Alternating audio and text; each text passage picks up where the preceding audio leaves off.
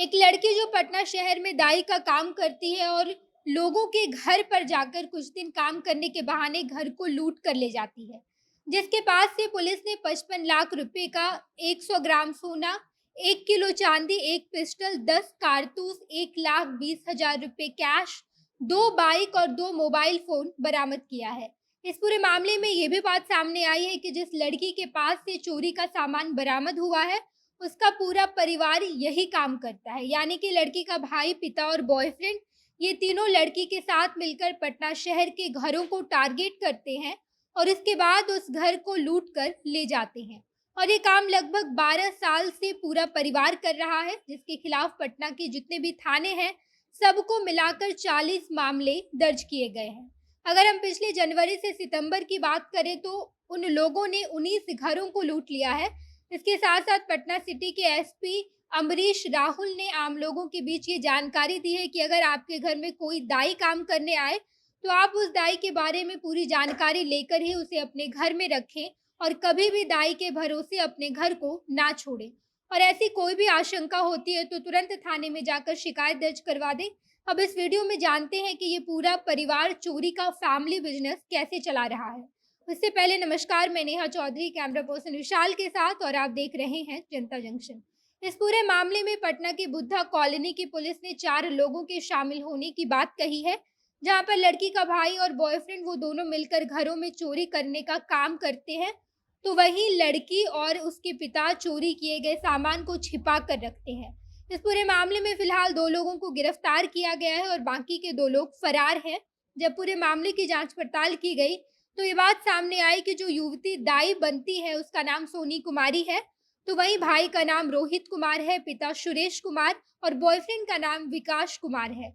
जहां पर लड़की सोनी कुमारी दाई का काम मांगने के बहाने बड़े-बड़े अपार्टमेंट में जाती है और वहां जाकर सबसे पहले आसपास की जगह के बारे में पता करती है कि किस अपार्टमेंट में कितने घर हैं और उस घर में कौन-कौन रहता है। सारी जानकारी इकट्ठा कर लेने के बाद सोनी अपनी सहूलियत के हिसाब से फ्लैट में काम मांगने जाती है और जब उसे काम मिल जाता है तो कुछ दिन काम करके वो घर का सफाया करके निकल जाती है।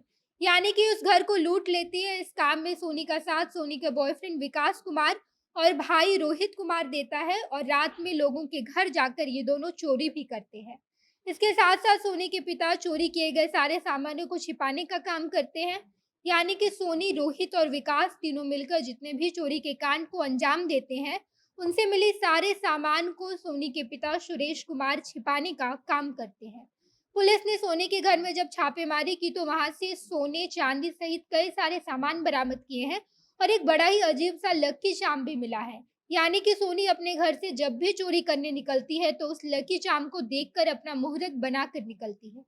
जब इस पूरे मामले की जांच पड़ताल की गई तो 2 ऐसे लोग पटना से सामने आए हैं जहां पर सोनी और इसका पूरा परिवार चोरी के कांड को अंजाम दिया था। पटना की नागेश्वर कॉलोनी में वासुदेव विहार अपार्टमेंट के एक रिटायर्ड आईजी विनोद कुमार चौधरी हैं और दूसरे एसबीआई के रिटायर्ड अधिकारी गिरीश कुमार हैं। इन दोनों के फ्लैट से 1,30,00,000 का सोना, 1,20,000 का चांदी, एक रिवॉल्वर और 30 कारतूस चुराया गया। और इन दोनों ही घटनाओं के बाद पुलिस ने छापेमारी की और जब सोनी के घर मेहंदीगंज से छापेमारी की गई तो वहां से विकास को गिरफ्तार किया गया और पटना में जो सुनार के पास चोरी किए गए सामानों को बेचा जाता था, वहां के सुनार की भी पहचान हो चुकी है और आगे इस मामले में शामिल हुए सभी लोगों की गिरफ्तारी के लिए कार्रवाई की जा रही है। और आगे इसको लेकर कुछ भी अपडेट आता है तो हम आपको जरूर बताएंगे। बाकी आप इस बारे में क्या सोचते हैं कमेंट बॉक्स में बताइएगा। आगे की खबरों के लिए जनता जंक्शन देखते रहिए। धन्यवाद।